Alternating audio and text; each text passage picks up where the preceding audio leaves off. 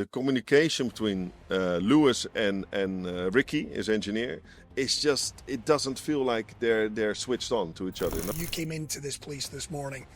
You were a bit cheesed off, to say the least, Robert. And you're right, it just doesn't make sense when compared with what we saw early on, the marshals running around the track. Liam Lawson, who actually said on the radio, I could have killed these guys, picking up debris into that turn 3-4 chicane or 2 or 3 chicane. Oscar, it looks as if the pressure's become too much.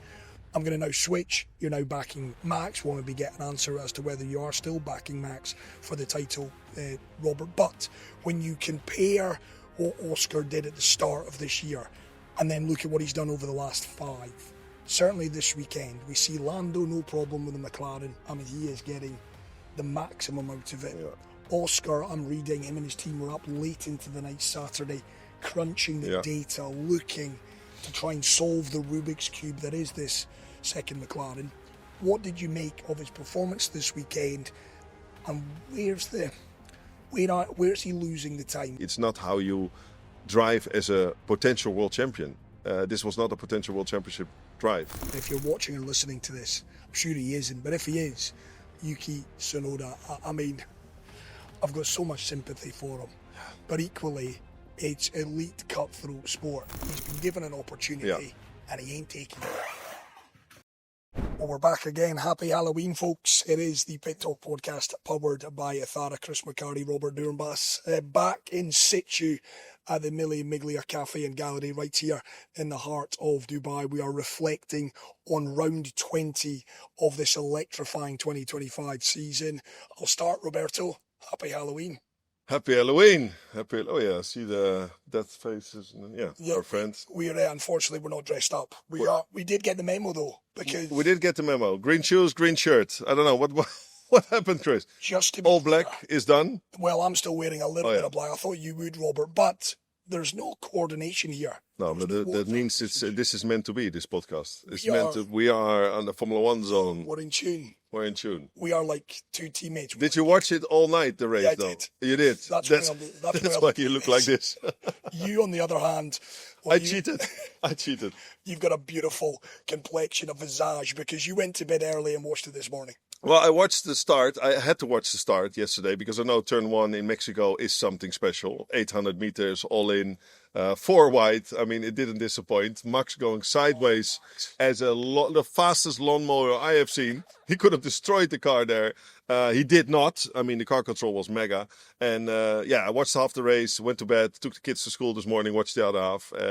It didn't disappoint. I enjoyed it so much. Mexico, a really good race. You were talking about it in the build-up to it. It's a track that just produces fireworks. It produces fireworks. If you look at Lando Norris, it did not, because his launch was the best of his career, and the race was probably the best of his career as well, with such an advantage over P2. So he was on a league of his own. But the racing for P4, P5, P8, P2 even, till the last lap, it was great. And I think it has part to do with high altitude, running high downforce configuration, but it feels like low downforce, top speeds over 350 kph. It's exciting. It was. And the storyline the morning after the night before is the fact that Lando Norris is now our new championship leader. 25 points for the victory. He now leads his McLaren teammate by just that 1 point. By 1 point. This championship, we said it already many races ago, minimum points will decide it, left or right. And if you look back at the points that are gained and lost, for Lando gained in Monza 3 points he just got as a gift from his team. And then Oscar losing that 3 points, that might be very pricey. You said it as well, in terms of his race pace. Yeah. Maybe Lando's most dominant victory of his career. He said after his qualifying lap, where did that come from? Yeah. That's probably his best qualifying lap. I understand that he said it from a driver perspective, like, I didn't know how to create these 3 purple sectors, because that's mega, right? If you get 3 purples, you're on top of your league. But what I noticed on the steering wheel, we have it here as well on the podcast. This is then a Ferrari steering wheel, but McLaren has obviously a very similar one with the dash in the middle. Normally drivers use the delta on the top right for qualifying, that's crucial, because then the delta will measure every couple of 100 meters on the track with sensors if you're up or down on your lap time. So if you're on your first flying lap in Q3, you did a mega one or a benchmark, and then the second time you're going to push for it and you see the delta going minus, it motivates you to push even harder. But Lando said in the press conference that he doesn't like to have this delta on his dash anymore because it distracts him from, finding the limits on his own, instead of seeing a plus that, oh, I'm slower, so I have to outbrake myself in the next turn and make a mistake probably. So he's the only driver that is not using that particular feature on his steering wheel anymore. He likes to just, trust intuition. This was intuition. So it was honest what he said. I didn't know where this came from. And on the other hand, he truly didn't know where it came from because he didn't know it was the fastest lap time he had done. Wow. Yeah, I didn't crazy. I didn't see that. It was an incredible lap. Puts him on pole. He then pole to flag victory. As you say, He was off into the distance. Crucial to get a great start. Crucial to get into turn one. He did all of that and he stayed out of trouble. Yeah, spot on. One man and a few men who did not stay out of trouble. And we got to get to this because I was on the various forums and fan kind of blogs this morning. A lot of F1 fans questioning one or two decisions. Let's get to the one that I think a lot of people are maybe forgetting. Turn one, straight after the start, we see both Max Verstappen and Charles Leclerc run off into turn one. Lewis Hamilton, who, fair play to him, starting in, third, jumped, got off to a great start. He's up into second. His Ferrari teammate Charles Leclerc runs wide, off onto the grass, comes back out in front of both Lando and Lewis. He allows Lando to get back ahead of him, but he doesn't with Lewis. Your take on it?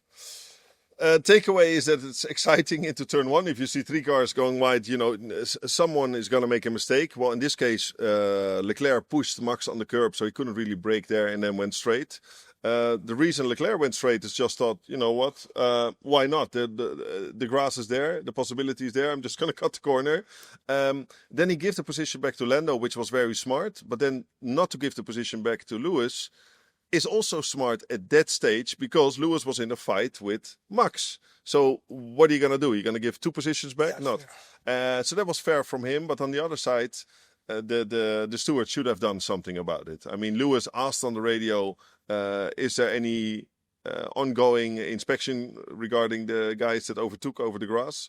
No reply from his team. So I think Ferrari on both occasions, especially Charles Leclerc, got very lucky this race in Mexico. He should go to the casino tonight and try his luck there. Well, it's interesting because I've seen a lot of people say that the stewards are a little less reticent, or they're far more reticent rather to get involved when it's two teammates. Now, listen, you know me, I want racing. Yeah, I think we're a little bit too cautious in truth. But, Robert, rules are rules, and you got to be consistent. Yeah. And again, I know what they'll be saying. Anyone listening or watching this will be saying, oh, come on, here he is, Lewis Hamilton fan. I'm not particularly a Lewis Hamilton fan, but what I am is, well, wait a minute here. It changes the race for Lewis completely if the rules and the guidelines, as they are for everyone else, are followed, and they weren't in that instance. But that's the problem the stewards have, trying to be consistent, because every situation in racing is different. There's no situation that you compare one to the other straight away. And if you're smart about it, the driver can make a huge difference as well. For example, the situation with Lewis Hamilton, where he cut turn 4 over the grass straight to the escape road. That escape road was clearly notified at the beginning of the weekend. If you go straight here, it's a typical situation there. You outbrake somebody, you lock a wheel. Then you follow this escape road, you come back on the track. And Lewis thought halfway, you know what? I go straight. Gained 2 seconds, kept those 2 seconds in his back. And then is when the stewards arrive and say, okay, you know what? Now we're going to punish you even harder. You get a 10-second stop and go penalty, which is killing your race. But this is where, and again, listen, the Ferrari boys have come in for a bashing from us on this podcast. But they're not stupid. They know what the rules are. Why is someone not coming on the radio to Lewis to say, Lewis, lift off, come back to the boys, because a 10-second penalty, or maybe even a 5-second penalty, is coming. So why are they not doing that? I think because there's just no chemistry between the engineer and the driver. The communication between Lewis and Ricky, his engineer, is just, it doesn't feel like they're switched on to each other, you know. So it's Ricky saying, "Yeah, we got a 10-second stop and go because of this and this situation." Lewis said, "Yeah, but it was very difficult to stay on." We know, Lewis. You know, so it's Yeah. I don't think they're really on it. They're really on it. And if you want to be fighting for wins and championships and podiums, you have to take every opportunity you can to maximize it. And I guess a lot of people are saying that Lewis not used to being the second driver, if you will. Yeah, Because basically is. No, how many podiums did Charles Leclerc get this season? this year. 7 already. How many did Lewis get? 0. 0. That's not a great stat. 20 races without a podium. He's leading that stat as a Ferrari driver.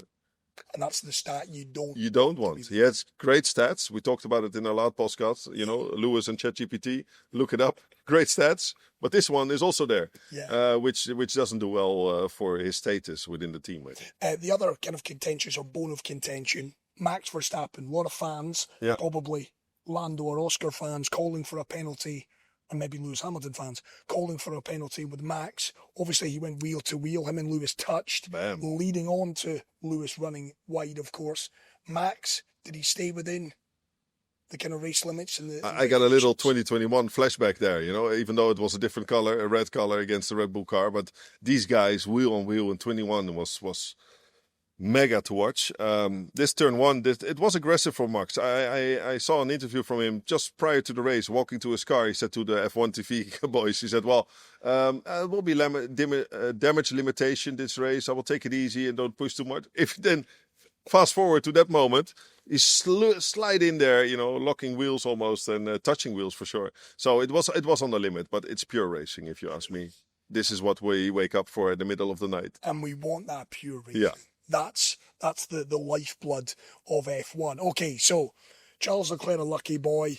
Max on the limit, but racing is racing. Lewis, someone needs to give him a helping hand and say, just lift off. Yeah, true. And Max turned his weekend around, let's be honest. I mean, on Friday, it didn't look great at all. One single lap, yes, pace was good, but the race pace was terrible. Qualifying, so for Max, P5 is not what he was hoping for, knowing that he has won here and 5 times already, more than any other driver in the history. That strategy choice, it's bold. I think it's Laurent Mekies as well that changed these bold decisions within the team, to go for anti-clockwise. Red Bull is always a company that does something special, starting on the mediums instead of everybody else around you starting on softs. He was struggling the first 38 laps on those medium tires that you think, okay, this is not going to be a great day for Max. Changing to the soft, did you see his stint for 32 laps? He was on a different planet. I mean, that is something you have influence around. I mean, he was unlucky with the virtual safety car in the end, because otherwise a P2 would have been possible. But he turned his weekend around to a great podium position. Yeah, we say that obviously Lando's now the point ahead of Oscar, but damage limitations he spoke about came into the weekend 40 points behind the driver championship leader, who was Oscar Piastri. He leaves Mexico now 36 points behind. So slowly. So not quite the massive indentation he would have wanted, but massive damage limitation. 4 GPs, 2 sprints. Correct. All to play for. He's still got a chance. Talk to me about the virtual safety car, because I know you came into this place this morning. You were a bit cheesed off, to say the least, Robert. And you're right. It just doesn't make sense when compared with what we saw early on, the marshals. Running around the track. Liam Lawson, who actually said on the radio, I could have killed these guys, picking up debris into that turn 3-4 chicane or 2 or 3 chicane. Very strange situation. Start off with Carlos Sainz. He had probably the worst afternoon that he can have. Great Saturday, but a terrible Sunday. Spun it on his own in the stadium to finish off his lovely afternoon. And then parked it in a place where normally on a Thursday we have a driver's briefing and you're told to, okay, this is the escape road. This is where you park your car. Always try to, if you can, go back to the pits. If not, go to these safer areas that you're behind the barriers. So No reason to have any double yellows or virtual safety cars or safety cars at all. So Carlos parked his car there, and then there was a virtual safety car. I mean, just put a double yellow if a piece of his car is sticking out. There's no overtaking in the stadium anyhow. But it's the most important corner of the whole track, is exiting the stadium onto the long straight, 1.2 kilometers, keep the foot down DRS and do an overtake. So yes, I was pissed off that they pressed the button, not only for Max, because it could have got a great run on Charles Leclerc, but also for Oscar Piastri, because he was running behind Bearman.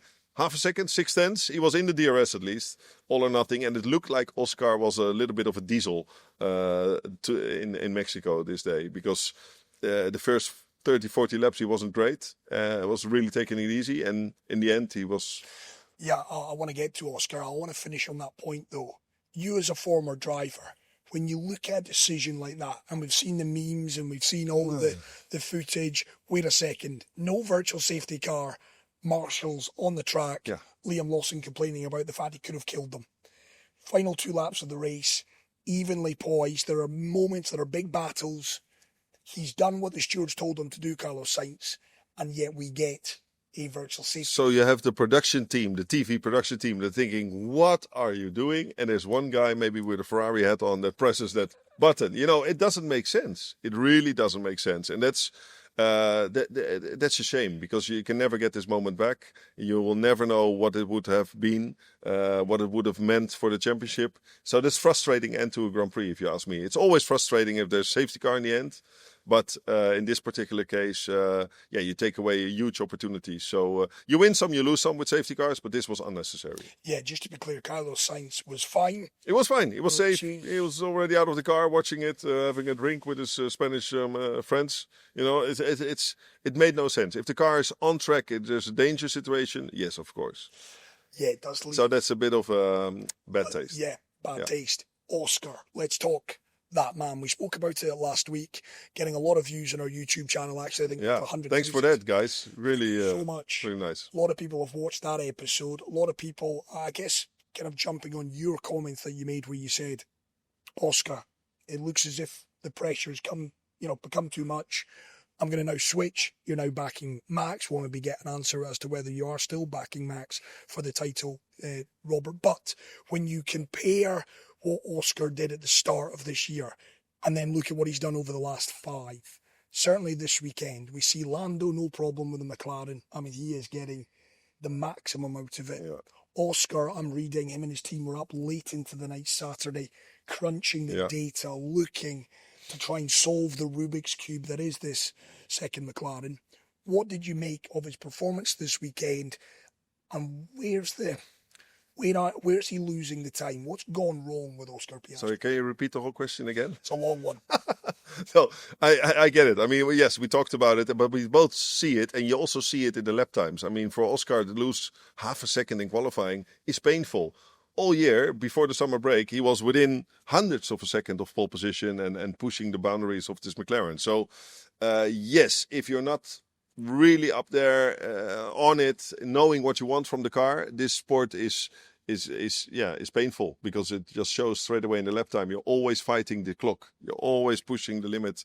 And I think in the race, he took it very easy, knowing that the race will come towards him. If he doesn't make a mistake, people will fall off, penalties, performance of tires, degradation, etc. But it's not racy. It's not how you drive as a potential world champion. This was not a potential world championship drive. Lando's, yes.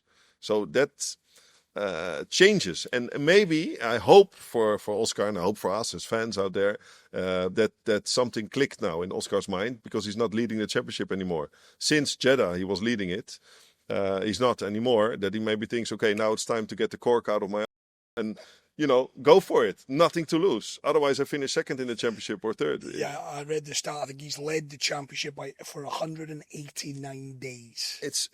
Only his third season in Formula One. I mean, that's an impressive feat already. But you don't want to lead it for 198 days in 89 or 189. 189 days during the season. You want to lead it for one day after Abu Dhabi. This is it. That's it. That's the secret. So I think Mark, knowing Mark, he will just tell him, mate, all in now, nothing to lose. You're 1 point behind. Yes, don't go crazy and crash your car, but go for it. This is your best opportunity. But you've been in F1 for a very long time, Robert, and yes, listen, it's not terminal. Ultimately, he trails by 1 point. But we speak a lot, a couple of buzzwords in sport, confidence and momentum. Yeah. They are such big things. True. In any sport, not just Formula One. The fact that momentum is clearly not with him, the fact that from a confidence perspective, something looks, whether it's the car, whether it's Oscar, something looks off right now. You've been in and around this gate long enough. How easy is it to switch that around? Well, look, I haven't been in a position to fight for World Championship, but if I compare to my IndyCar, I was fighting for a championship, but I was fighting on my own with my team to another team. And I think the challenge here comes that you're fighting within a team for the same trophy. You have your 20 guys, your engineer, your performance engineer, your mechanics, your crew, your data guys. And on the other side of the garage, which is not far, it's like this. Yeah. They're also fighting for the same thing. Data is shared within the team, for sure. But you are starting to feel that while the end is getting closer, that you have to keep something for yourself, because it's fine lines, it's thin margins. If Oscar steps up again, they're fighting for thousands of a second, so it's all in the detail.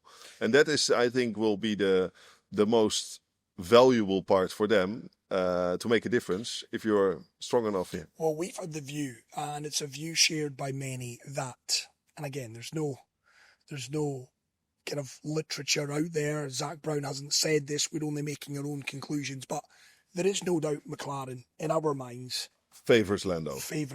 Yeah. Right? Yeah. At what point do we get to whereby the McLaren team says Max is so much of a worry now that we've got to put our chips in and go full on one of the guys? But I think it would be contract breach. I mean, if they're within 1 point of one another, and I know that Oscar doesn't have a second driver contract, I just know, and I know Lando doesn't have either. So it's not as clear a case as it is with Red Bull, or it was with Ferrari in the past with Schumacher and Barrichello and these guys. So how can you make a decision to back one guy? It's just not possible. And in the end, of course, they look in their mirrors and they see the bull getting closer.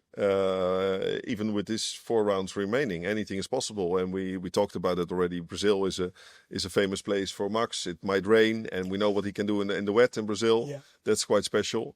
So that can be a big hit mentally, but you have to take it 1 weekend at a time. But as a McLaren, they cannot choose one driver, and they should look in the mirrors and say, okay, we made a huge error in Monza, and this is something that I hope for Oscar it won't bite him in the ass.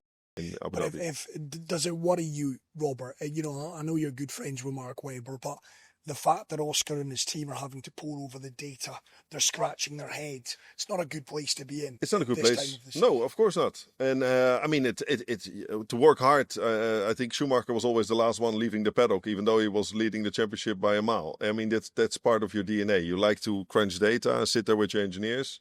It's part of your job. I used to go back to the hotel early and sit in the lounge on the lobby bar. It's a different thing. That maybe explains. That explains why I'm here, not having a world championship, and these guys are still fighting for it. I think Lando has to protect his data while he can, but it's open for Oscar to look at. It was listen. Ultimately, Oscar started 7th. Dropped down to 9th. Yeah. Eventually finished 5th. Again, had it not been for the virtual safety car, you might have had a run on Ollie Bearman. You might have taken 4th. So good dive though on George Russell into turn 1. That was Oscar like you want to see him again, And then it was also good for George not to push him into turn 2, because if it would have been not for a championship decider, then he probably left his nose in there and they would spun. Yeah. Speaking of George he didn't make a lot of friends. He complains all the time. Yellow card. He's asking for yellow cards all the time. All the time. Yeah, it's a character thing. It's like a wedding. If you hear him talk to his engineer Marcus, and it sounds like marriage. Sounds like Picking it marriage. all the time, Yeah, right? picking all the time, but knowing from each other what they're good at. So he needs this mental support. And yes, George, we hear you, we'll see you. And then being sarcastic to each other, Oh, I have a McLaren up my ass. Do you want him to pass me or not? No, thank you. I mean, that's just funny almost. We did laugh because he Yeah. said, listen, you got to let me pass Kimmy. I'm much faster than him. True. And then, lo and behold, well, you're not much faster than him. Okay, but you tried it, at least. But it had a bit of that feeling. Eh? And then Kimi was fast to remind the team, hey, hello, yeah, I gave him the position, but give it back now. Come on. And rightly so. And as it Rightly should be so, the case. as it should be. So George coming across a little bit whingy. I guess the driver of the weekend, yes, listen, Lando, there was a lot of question marks asked of him. He's answered many of them. He's now the hunted, Yeah, it's not different. the hunter.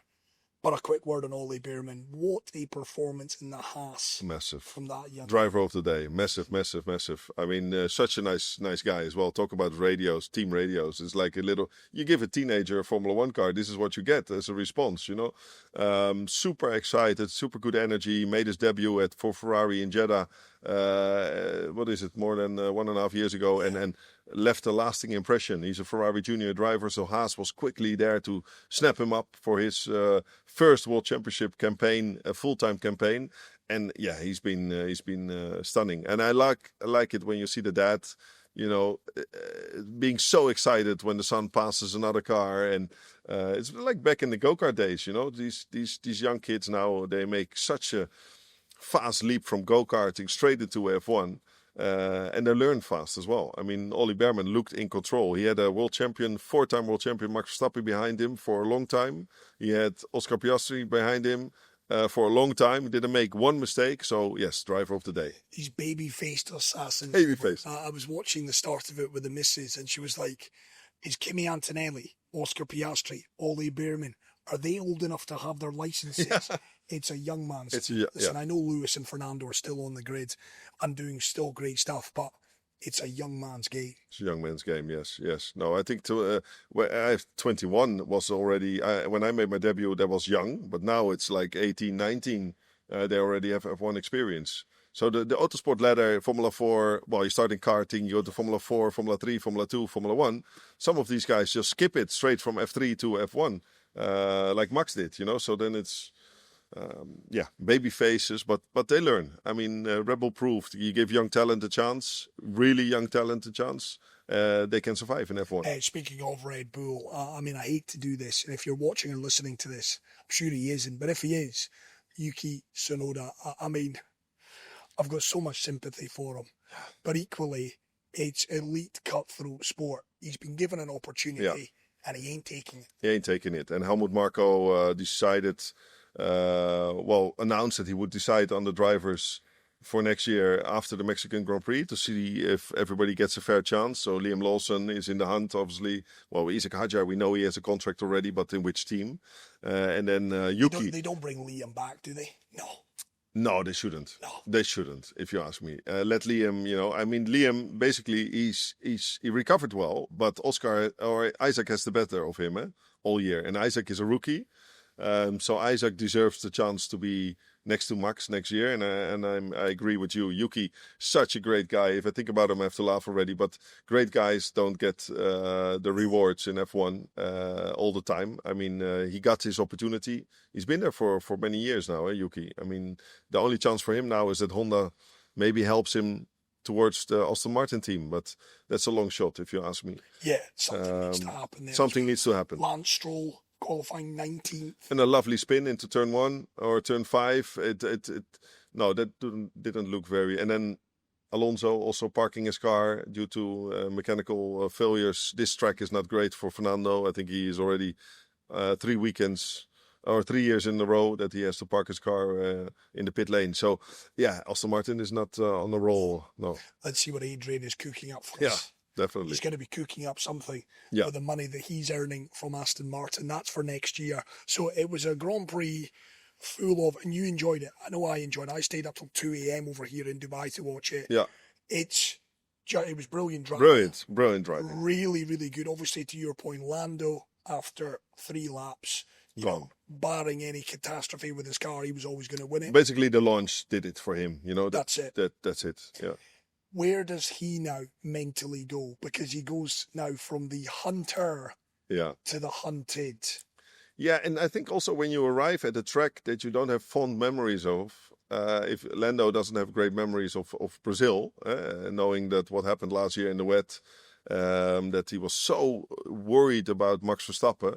Where is he on track? And Max started 17th, Lando on pole, and it ended up Max winning the race and Lando finishing 6th. So if he can park that and bring his good vibes now from Mexico to Brazil, new weekend, new chances, new opportunities, sprint.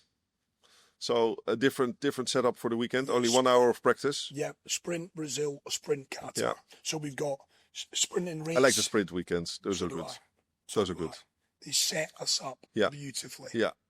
Yeah, so exciting. Only 1 hour of practice. Weather always plays a factor there in Brazil. We're going to do the hot lap again on the simulator for you guys, so you know what to look out for.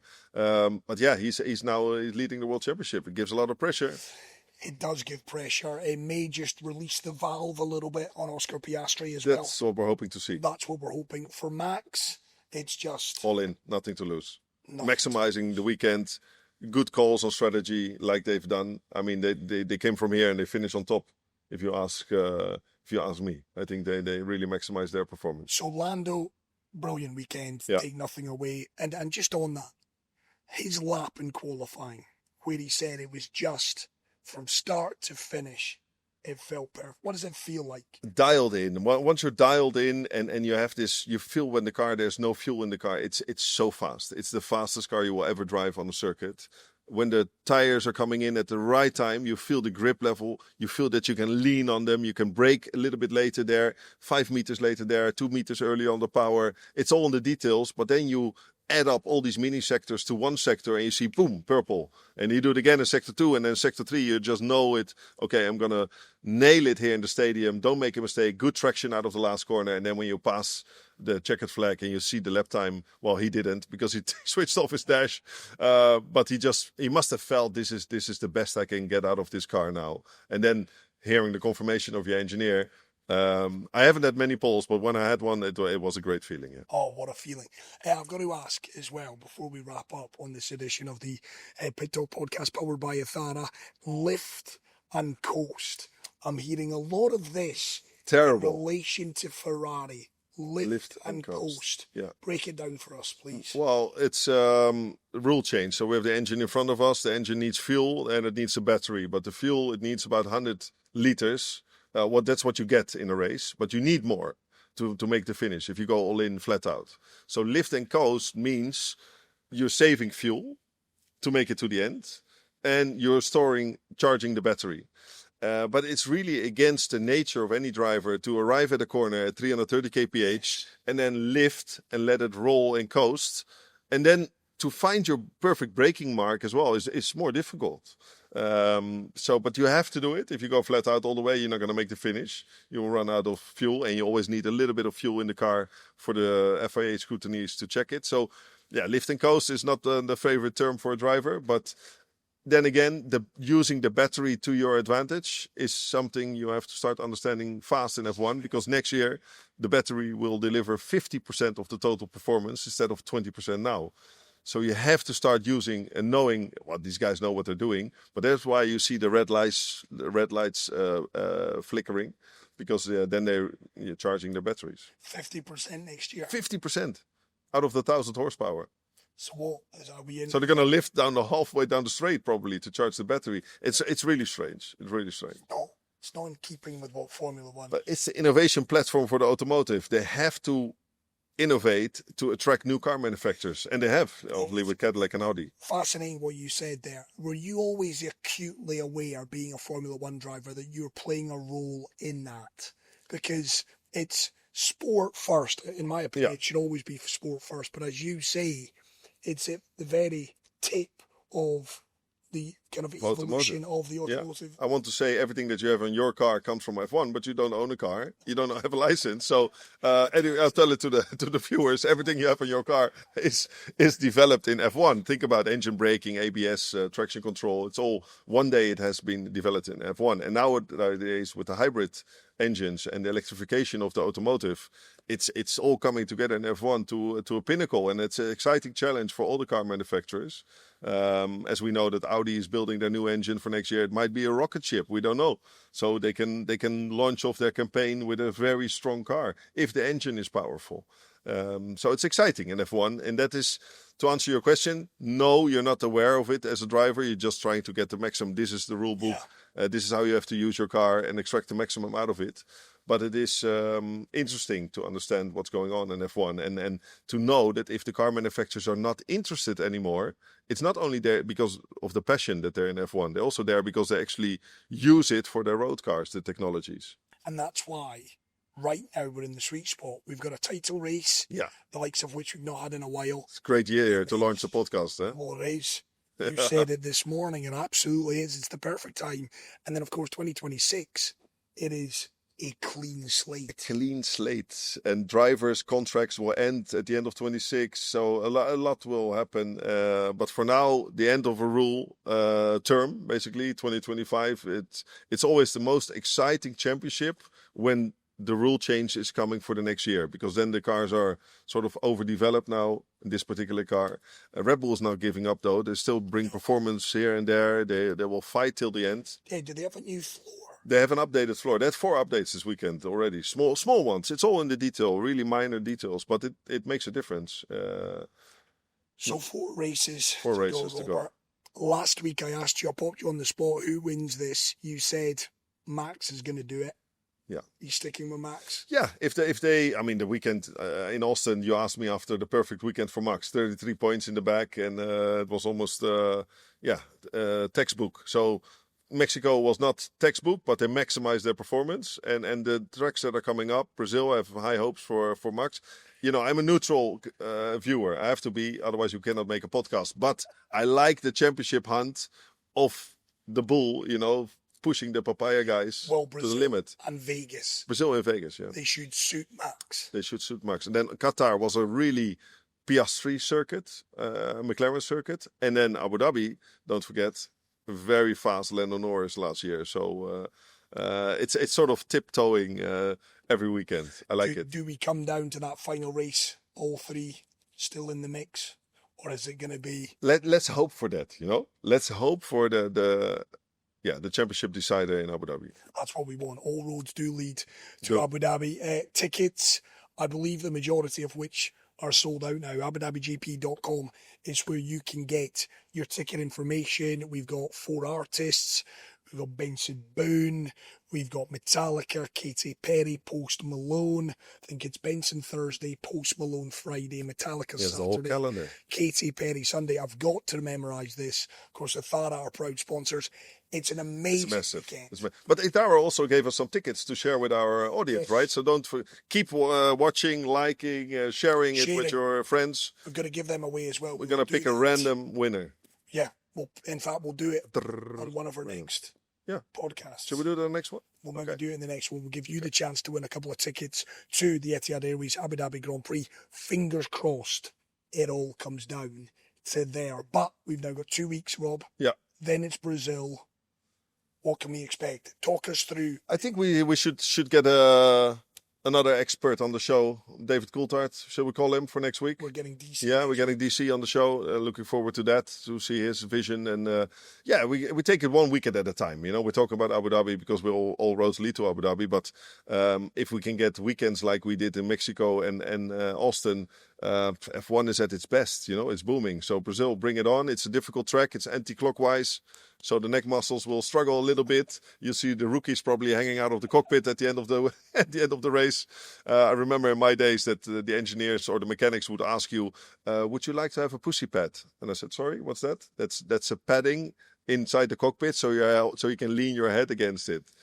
if the mechanic already says it like this, no way. I said, I'll rather have my neck fall off than I take the pussy pad. So Is that what they call it? that's I think what they call it. Yeah. So you have to train your neck muscles. Just go to the gym, guys. And it's tough. And it's tough. It's uphill. It's blind corners. It's not easy to get right. Not many corners, but it's not easy to get them all right. And the weather plays a big factor. It can, rain like this. We need a bit of rain. We need a bit of rain. Just to keep it interesting. Yeah. Get Max to win it. A sprint with rain and perfect weekend. Yeah, I'm looking forward to it already. You've said it, the cat is out the bag as well. We've got a bonus edition of the Pit Talk podcast powered by Ithara because your old mucker, David Coulthard, you've been on the blower too, Robert. He's agreed to come on. We're going to be interviewing. Yeah. We're going to be chatting all things F1 with DC. Looking couple forward. of little party stories in there as well. Yeah, and make sure the editing guys put the bleeping in there on time. It's a typical Scot. A typical Scot. He is. Yeah, are you going to talk Scottish then? Then I don't follow it anymore. You'll be like this. Whoa. You'll be thinking, what language are these two speaking? But DC, he's a top guy, isn't he? Yeah, great. Looking forward to have Really have looking him on the forward to show. having him on the podcast. Right. So to do what Robert said, do follow us, the Pit Talk Pod, YouTube, Instagram, Facebook. Get on there. Give us a follow. Follow what we're up to. David Coulthard, that episode is upcoming as well. And share some questions with us. Exactly. Any that. question you have, happy If to you answer have a them. question for this bloke, more so this Or bloke for him. than me, do get it in. You can do that or just drop us a message within our Instagram or YouTube. We will collate those and we'll be putting those questions to you, Mr. Doornbos. What's the outfit for next week? Oh I no, reckon- surprise me. Surprise me. I'll surprise you. Let's see. We'll just telecommunication. We'll continue that. Right, another edition in the can, folks. We are back. David Coulthard is our next edition. And then, of course, we're back to review the Brazilian Grand Prix from myself, Chris McHardy, Robert Doornbos. Ta-ra for now. Thanks, guys.